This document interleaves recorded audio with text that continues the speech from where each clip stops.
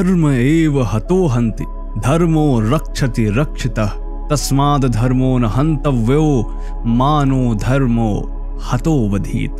अर्थात मरा हुआ धर्म मारने वाले का नाश करता है तथा रक्षित हुआ धर्म रक्षक की रक्षा करता है।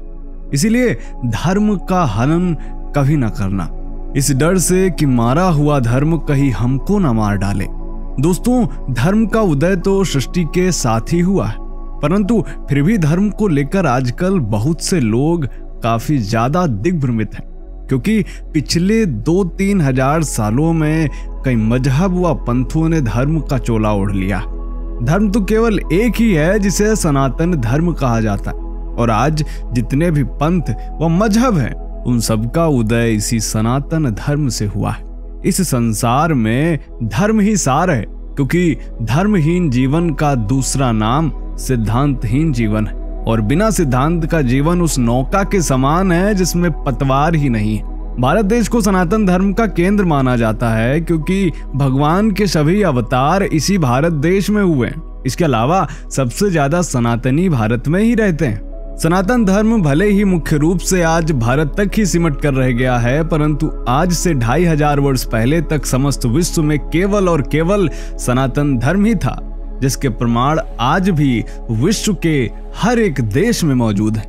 और सनातन धर्म में भगवान शिव का विशेष महत्व है, और इनकी पूजा अधिकांश शिवलिंग आकार यानी निराकार रूप में की जाती है। तो इसीलिए आज के इस वीडियो में हम एक ऐसे शहर से आपका परिचय करवाने जा रहे हैं जो कि शिवलिंग आकार में बसा हुआ है। खास बात यह है कि यह शहर भारत में नहीं बल्कि विदेश में है, और यह एक मजहब के मुख्य केंद्र के रूप में है।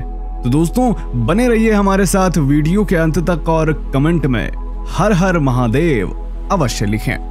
नमस्कार, स्वागत है आप सभी का एक बार फिर से द साइंटिफिक हिंदू पर, और मैं हूं आपके साथ आपका दोस्त धीरेन्द्र। साइंटिफिक हिंदू परिवार के ही एक मित्र ने यह तस्वीर हमें भेजी थी और पूछा था कि शिवलिंग आकार में बसा यह शहर कहाँ है, यहाँ किस धर्म के लोग रहते हैं, इस शहर को शिवलिंग जैसा आकार आखिर क्यों दिया गया है, इस पर एक वीडियो बनाइए। तो चलिए जानते हैं इस शहर के बारे में। दोस्तों, शिव आकार में बसा यह शहर वेटिकन सिटी कहलाता है, जो कि इटली की राजधानी रोम में स्थित है। आपको जानकर हैरानी होगी कि मात्र 44 हेक्टेयर में बसे इस शहर को एक स्वतंत्र देश का दर्जा प्राप्त है, क्योंकि पृथ्वी पर यह सबसे छोटा स्वतंत्र राज्य है। यहाँ की भाषा लैटिन है, और यहाँ केवल ईसाई धर्म के ही लोग रहते हैं, जिनकी आबादी मात्र 821 है। अब आप सोच रहे होंगे कि जब यहाँ सभी लोग ईसाई हैं तो फिर इसे शिवलिंग का आकार क्यों दिया गया। दोस्तों, भारतीय इतिहासकार टीएन ओक के अनुसार क्रिश्चियनिटी के अस्तित्व में आने से पहले वेटिकन एक हिंदू धार्मिक केंद्र था। उन्होंने अपनी किताब वैदिक विश्व राष्ट्र का इतिहास में इस विषय में विस्तार से बताया। वर्ष 1929 में इटली ने रोमन कैथोलिक चर्च के साथ समझौता करके महामंदिर के आसपास लगभग 109 एकड़ जमीन दे दी, और इस क्षेत्र को पूर्ण रूप से स्वतंत्र मान लिया गया, और इस तरह स्थापना हुई वेटिकन की, जिसे शहर, राज्य और स्वतंत्र देश भी कहा जाता है। टीएन ओक के अनुसार ईसाई और इस्लाम दोनों ही हिंदू धर्म से उत्पन्न हुए। वेटिकन के अलावा काबा भी मूलतः भगवान शिव को ही समर्पित मंदिर है। जिस जगह पे आज वेटिकन सिटी का निर्माण किया गया है, वहां प्राचीन काल से ही भगवान शिव को ही समर्पित एक मंदिर हुआ करता था। इसके अलावा वेटिकन शब्द भी संस्कृत के वाटिका से लिया गया है, जिसका अर्थ है कि यहाँ प्राचीन काल में एक वैदिक सांस्कृतिक केंद्र था। और ऐसे साक्ष्य भी प्राप्त होते हैं कि जब वेटिकन सिटी का नवीनीकरण किया जा रहा था तो खुदाई के दौरान यहाँ एक शिवलिंग भी प्राप्त हुआ था, जिसे ग्रिगोरियन एट्रुस्कैन म्यूजियम में रखा गया है, जिसे देखने के लिए दूर दूर से लोग भी आते रहते हैं। और ये सब इस बात का प्रमाण है कि वेटिकन सिटी का भारत और हिंदू धर्म से प्राचीन संबंध है, क्योंकि वेटिकन सिटी में शिवलिंग का पाया जाना इस बात को पुख्ता कर देता है कि यहाँ इस जगह का कहीं ना कहीं हिंदू धर्म और भगवान शिव से संबंध तो जरूर रहा है। वेटिकन सिटी और शिवलिंग की आकृति को अगर आप देखते हैं तो इसमें गजब की समानता देखने को मिलती है। स्क्रीन पर दिख रही तस्वीर को देखकर आप यह समझ सकते हैं कि पवित्र शिवलिंग और वेटिकन शहर के प्रांगण की रचना में जो समानता है वह आश्चर्यचकित कर देने वाली है। भगवान शिव के माथे पर त्रिपुंड यानी 3 रेखाएं बनी होती हैं। ये रेखाएं शिवलिंग पर भी समान रूप से अंकित होती हैं। ठीक वैसी ही 3 रेखाएं और एक बिंदु वेटिकन सिटी के डिजाइन में भी समाहित है और इन्हें यहाँ पर वियाजा सैन पिएट्रो कहा जाता है। इतिहासकार पीएन ओक यहाँ तक कहते हैं कि क्रिश्चियनिटी शब्द कृष्ण नीति का ही बिगड़ा हुआ रूप है और ईसाई धर्म मूलतः भगवान कृष्ण की शिक्षाओं पर आधारित धर्म था जो बाद में बिगड़कर क्रिश्चियनिटी में तब्दील हो गया। सिर्फ पीएन ओक ही नहीं है जो ऐसी बात कह रहे हैं। कुछ समय पहले स्वामी निश्चलानंद सरस्वती ने भी ईसा मसीह को लेकर ऐसी ही बात कही थी। रोम में ईसा मसीह की प्रतिमा भी है, दर्शन प्रतिबंधित है, वैष्णव तिलक लगाए हुए। ईसा मसीह जी 10 वर्षों तक अज्ञातवास में रहे, भारत में रहे, उनमें 3 वर्षों तक जगन्नाथपुरी में रहे।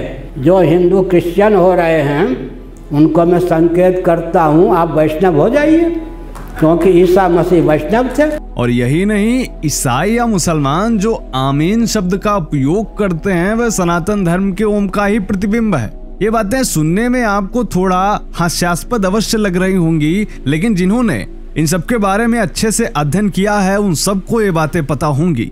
वेटिकन सिटी को आखिर स्वतंत्र देश का दर्जा क्यों प्राप्त है? चलिए अब यह भी जान लेते हैं। दोस्तों, ईसाई धर्म में पोप को ईसा मसीह का प्रतिनिधि माना जाता है। जो पोप का निवास स्थान होता है वह किसी के भी अधीन नहीं होना चाहिए, इसीलिए वेटिकन सिटी की स्थापना की गई और इसी मान्यता के तहत वेटिकन सिटी को एक स्वतंत्र राष्ट्र के रूप में मान्यता दी गई है। वेटिकन सिटी में ज्यादातर पोप या फिर ईसाई धर्म से संबंधित अधिकारी रहते हैं। यह राजतंत्र है जो कि पोप के अधीन है। वेटिकन सिटी की अपनी अलग करेंसी है, अलग पासपोर्ट है। वेटिकन देश के कानून के मुताबिक यहाँ के नागरिकों को किसी भी तरह का टैक्स सरकार को नहीं देना पड़ता, बल्कि इसके बदले यहाँ के लोग अपने देश के विकास, सड़कें आदि की मरम्मत के लिए अपनी मर्जी से करेंसी दान में देते हैं। वेटिकन में एक विश्व प्रसिद्ध संग्रहालय है जो 14.5 किलोमीटर क्षेत्रफल में फैला है और कहा जाता है कि यदि आप इस संग्रहालय की एक पेंटिंग को देखने में 1 मिनट का समय लगाते हैं तो पूरा संग्रहालय घूमने में आपको 4 साल लग जाएंगे। वाकई ये काफी इंटरेस्टिंग फैक्ट है। यह दुनिया धर्म के एक मजबूत आधार पर खड़ी है, क्योंकि इस बात में कोई संदेह नहीं है कि धर्म ही है जो व्यक्ति को सही और संयमित जीवन शैली को अपनाने के लिए प्रेरित करता है। इस दुनिया में अलग अलग धर्मों के लोग रहते हैं जिनकी मान्यताएं और आदर्श भी एक दूसरे से भिन्न भिन्न है, परंतु गहराई से अध्ययन करेंगे तो सभी धर्मों के मूल में केवल सनातन धर्म ही निकलेगा। कोई माने या ना माने, परंतु जब सूर्य एक है, धरती एक है, आकाश, चंद्रमा और तारे भी एक एक ही हैं, तो इनको बनाने वाला ईश्वर कैसे अनेक हो सकता है? इसलिए सनातन धर्म ही एकमात्र धर्म है और शिव ही एकमात्र ईश्वर है। क्या सोचना है आपका आज के इस वीडियो के बारे में? कमेंट जरूर करें। और हाँ, अगर आपको इन फैक्ट्स में थोड़ा भी संदेह नजर आता है तो जरा अपनी उंगलियों को टहलाइए और गूगल करके इन सारे फैक्ट्स को आप चेक भी कर सकते हैं। मिलते हैं आपसे अगले वीडियो में, तब तक के लिए जय हिंद, जय भारत, वंदे मातरम।